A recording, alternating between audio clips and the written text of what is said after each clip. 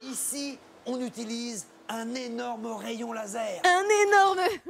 Il appuie sur tous les boutons, Chipep. Oh, Fred, il fallait pas toucher. Ah, j'ai fait la même blague que la petite voix. Oh, c'est gênant. Oh, je suis gênée. Oh. Ça, c'est parce que je suis une femme. Oh oui, je vais me faire de l'argent. Mais dégagez. Mais dégagez. L'énorme tour, je m'en mets plein les coups. Société de merde. C'est pas sorcier.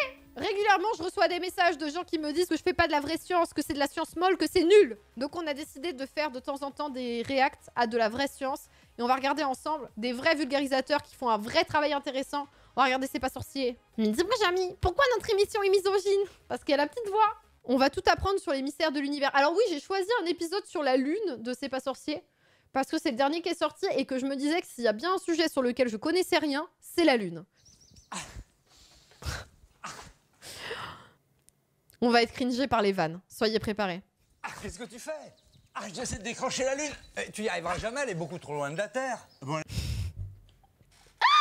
Soyez maudits! Mais tu y arriveras jamais, c'est beaucoup trop loin de la Terre. Ce jeu d'acteur. Je décrochais la lune.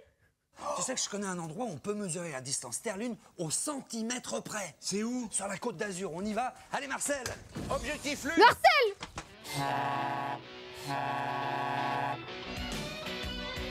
Poué, poué, poué, poué, poué, poué.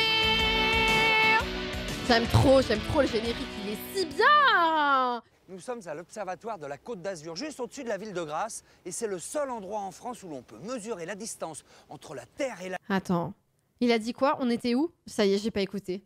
Oh, le troupe de l'attention là qui débarque. Ici, on utilise un énorme rayon laser. Un énorme. Il appuie sur tous les boutons, Chipep. Oh, Fred, il fallait pas toucher. Ah, j'ai fait la même blague que la petite voix. Oh, c'est gênant. Oh, je suis gênée. Oh. Ça, c'est parce que je suis une femme.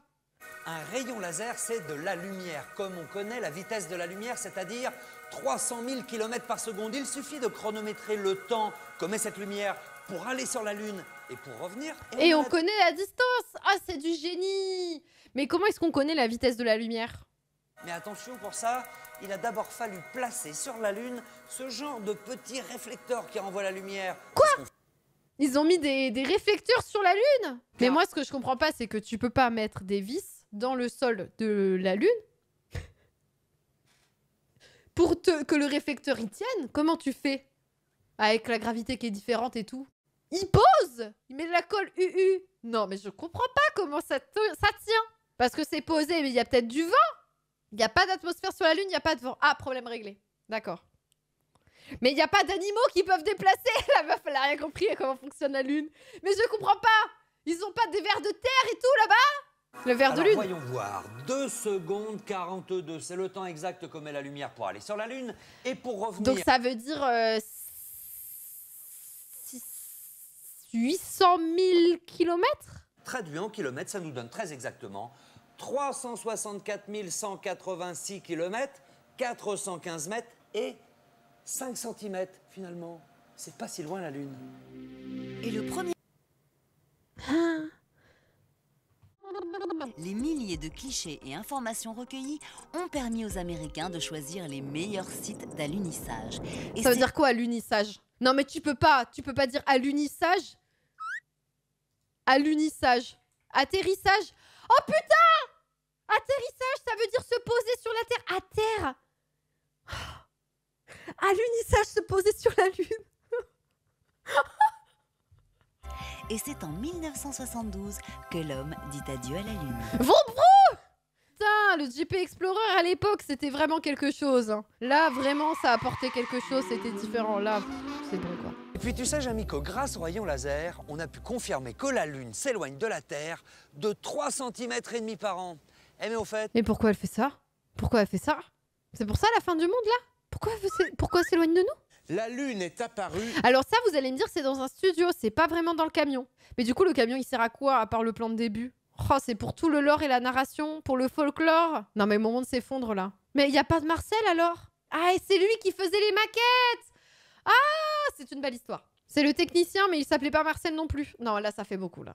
Plusieurs hypothèses sont avancées sur la formation de la Lune, mais selon la plus crédible, la Lune serait apparue suite à une collision entre la Terre et un autre corps céleste. Ah, donc il y a eu flirt, quoi. Il y a eu flirt avec un autre corps céleste, pour qu'il reste anonyme dans cette histoire. Une gerbe de débris aurait été projetée dans l'espace. Ensuite, ces débris, prisonniers de l'attraction terrestre, se seraient mis à graviter.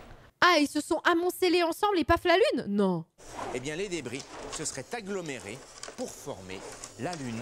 Ah, la Lune, c'est un bout de la Terre. Mais oui, parce que c'est les débris de la Terre avec la collision. On est de la poussière d'étoiles agrégée. D'un coup, j'ai plus aucun problème dans ma vie si je suis de la poussière d'étoiles. Rien ne peut m'arrêter. Non mais, quel est le pourcentage de chance qu'un truc en collision avec machin, qu'il y ait des formes de vie qui se créent, et que la poussière agrégée fasse la vie? Ça n'a aucun sens. À gauche, quand on observe la Lune, on a l'océan des tempêtes. Et en remontant un peu plus à droite, regarde bien, Jamy, ça, c'est la mer des pluies. Mais ils ont donné des noms aux endroits sur la Lune, que ça à foutre. 4000 ans à observer la Lune sans pouvoir y aller, bien sûr que les astronomes ont donné des noms à tout. Attends, 4000 ans? Excuse-moi, mais 4000 ans, c'est pas possible. On est en 2023, tu m'auras pas comme ça. Alors là, j'ai aucune connaissance scientifique, mais ça je sais. Eh oui. Aussitôt débarqués, les astronautes ont mis en place les différentes expériences scientifiques. J'avais jamais vu ces vidéos, c'est trop drôle. Et parfois, ce n'était pas toujours facile. Une petite devinette, en combien de temps la Lune fait-elle le tour de la Terre? Bah, je sais pas, moi, 28 jours. Bah 31, non? Sinon, pourquoi est-ce qu'on aurait des mois? 27 jours, 7 heures, 43 minutes et 11 secondes et demie. Enfin... Franchement, FF14, c'est plus simple. Pourtant, je peux vous dire que là, j'arrive à presque 2 mois de jeu et j'ai toujours pas fini et j'ai pas compris tout. Mais je vous jure, c'est plus simple. Ici, Oui. la face visible depuis la Terre n'est pas éclairée. Oui. C'est ce qu'on appelle la nouvelle Lune. Ah, quand c'est pas du tout éclairé, c'est la nouvelle Lune, quand on voit pas la Lune. Ok. Quelques jours plus tard, la face visible depuis la Terre est légèrement éclairée. C'est le premier croissant. Et puis, quelques jours plus tard, la face visible depuis la Terre est encore un peu plus éclairée. Et si bien qu'au bout de 29 jours, la face visible depuis la Terre est à nouveau plongée dans l'obscurité. Mais pourquoi c'est pas 28 jours si le cycle il est de 27 et 7 heures, là? Attends, Jamy, je comprends plus. Si la Lune met 27 jours pour faire le tour... Ah, voilà! Si ça met 27 jours, pourquoi ça passe à 29 après? On comprend pas! Voilà! Mais je suis pas bête! Pourquoi il y a 29 jours entre deux nouvelles lunes? Eh oui! Eh oui, Facile. Jamy! La Terre, qui tourne autour du Soleil, se déplace sur son orbite. Et au bout de 27 jours, les 3 astres ne sont plus dans leur position initiale. Ah. Il faut que la Lune se déplace pendant encore 2 jours pour retrouver sa phase.